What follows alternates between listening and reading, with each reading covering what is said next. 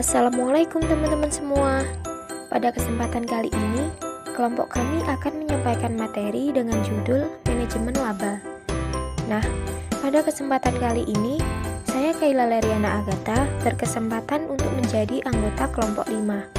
Maka dari itu, perkenalkanlah anggota kelompok kami, yaitu Kayla Leriana Agatha dengan NIM 205231017, Anissa Salsabila 205231020, Alfia Septiana 205231024, Enip Silsilatama 205231028, Sari Asih 205231034, Febrilia Tias Indria 205231039. Jadi, pemaparan materi kali ini kami sampaikan untuk memenuhi tugas manajemen keuangan yang diampu oleh Bapak Yulfan An-Nurrahman SEMM.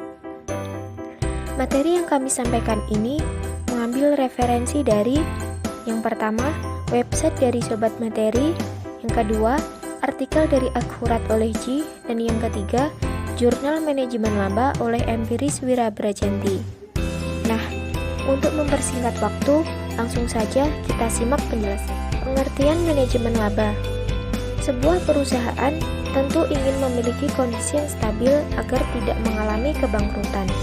Maka dari itu, setiap perusahaan membutuhkan manajemen laba untuk mengantisipasi terjadinya hal tersebut.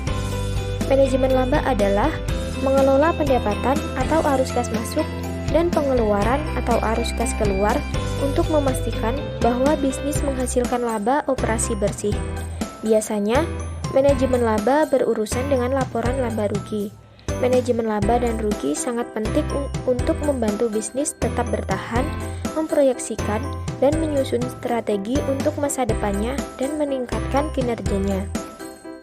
Kemudian, terdapat beberapa fungsi dari manajemen laba itu sendiri. Di antaranya, yang pertama, memantau laporan-laporan laba rugi secara terus-menerus. Data laba rugi perusahaan menunjukkan indikator seperti pendapatan, pengeluaran, dan laba bersih atau rugi bersih jika pengeluaran melebihi pendapatan. Laporan itu sendiri dapat membantu kita membuat keputusan bisnis yang terinformasi untuk membantu bisnis Anda memaksimalkan keuntungan. Yang kedua, menggabungkan pemantauan laporan laba rugi dan pengeluaran kas. Manajemen laba ini membantu bisnis menghemat uang selama bulan-bulan yang merasa sulit dan memiliki daya beli pada bulan-bulan yang kuat untuk berinvestasi dalam produk bisnis baru, infrastruktur, teknologi, tenaga kerja, atau aspek apapun yang diperlakukan untuk pertumbuhan bisnis. Dan yang ketiga, time outsource untuk manajemen laba. Tim juga dapat membantu mengembangkan formula strategi bisnis untuk membantu pemilik bisnis memahami cara meningkatkan atau menghasilkan lebih banyak keuntungan. Selanjutnya, terdapat faktor yang menjadi penyebab dilakukan manajemen dalam suatu perusahaan. Di antaranya adalah yang pertama, bonus plan hipotesis atau hipotesis rencana bonus, bertujuan untuk memaksimalkan utilitas yang ada di dalam perusahaan, yang mana akan memberikan bonus dalam jumlah yang besar. 2. Hipotesis perjanjian hutang, di mana faktor ini ditujukan bagi manajemen yang melakukan pelanggaran. Adapun pelanggaran yang dilakukan adalah melanggar perjanjian kredit, sehingga akan memilih metode untuk meningkatkan laba, dengan tujuan untuk menjaga reputasi terhadap apa yang dipikirkan dari pihak eksternal. 3. Hipotesis biaya politik, di mana melihat dari besar suatu perusahaan, maka semakin besar kemungkinan perusahaan tersebut untuk menurunkan laba. Dengan alasan bahwa laba tinggi yang digunakan, maka pemerintah akan memberikan pajak yang tinggi pula untuk perusahaan. Kemudian, juga terdapat penggunaan pola yang mana bertujuan untuk mendapatkan hasil dari suatu yang telah dibuat. Berikut ini merupakan paparan mengenai pola dari manajemen yang dimaksud, yaitu 1. Taking a bite, sebagai pola yang digunakan untuk menghapus beberapa aktiva dengan tujuan laba yang dilaporkan akan meningkat dalam periode berikutnya. Yang kedua, minimal pendapatan, pola minimal pendapatan akan dilakukan pada saat terjadinya profit yang didapat oleh perusahaan, di mana profit yang diraih oleh perusahaan tersebut sangat tinggi, dengan tujuan agar nantinya tidak mendapat perhatian yang bersifat politik. 3. Maksimalisasi pendapatan. Untuk teknik yang digunakan tersebut yaitu cara memaksimalkan laba yang bertujuan dalam memperoleh bonus. Untuk tindakan yang dilakukan pada pola ini bertujuan agar dapat menghindari pelanggaran kontrak utang. 4. Perataan laba. Adapun cara melaporkan dengan menggunakan tren dalam suatu pertumbuhan laba yang bersifat stabil. 5. Timing revenue dan expenses recognition. Untuk teknik yang akan dilakukan tersebut dapat dengan cara dapat membuat suatu kebijakan. Hal ini dapat diberikan contoh seperti pengakuan prematur berdasarkan pendapatan.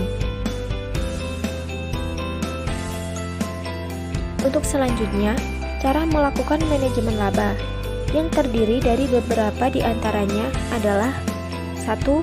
Pengakuan pendapatan dan beban. Untuk mengelola pendapatan adalah dengan mengubah tanggal saat perusahaan memasukkan pendapatan dan pengeluaran tertentu dalam pembukuannya.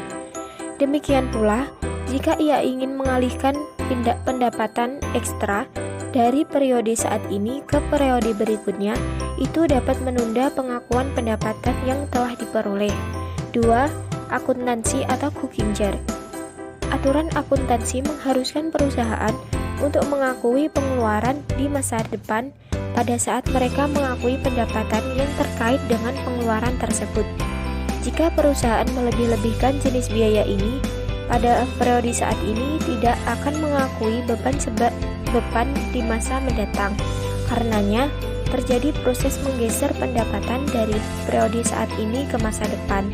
Teknik ini dikenal dengan nama akuntansi atau cooking jar.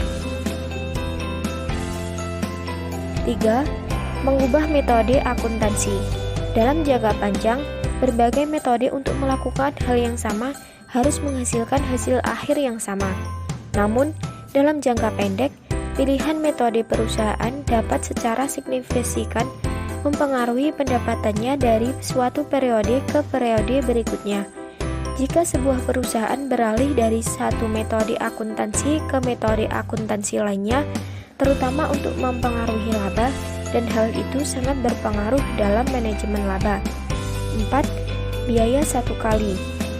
Dari waktu ke waktu, perusahaan mungkin harus melaporkan pengeluaran satu kali yang sangat besar, menghapus biaya proyek yang gagal, atau secara signifikan mempengaruhi nilai aset pada neraca. Kemudian yang terakhir, teori manajemen laba. Kebijakan akuntansi dikelompokkan ke dalam dua kategori. Yang pertama, pilihan kebijakan akuntansi itu sendiri, seperti straight line versus baselining, balance, amortization, atau kebijakan untuk pengukuran revenue. Dan yang kedua, accrual diskresi, seperti provisi kerugian kredit, biaya jaminan, nilai persediaan, waktu, dan jumlah kos luar biasa. Nah, kurang lebih seperti itu ya teman-teman, penjelasan singkat dari kelompok kami mengenai manajemen laba. Sekian dari kami. Apabila ada kesalahan dari kami menyampaikan, kami mohon maaf, serta terima kasih atas perhatiannya.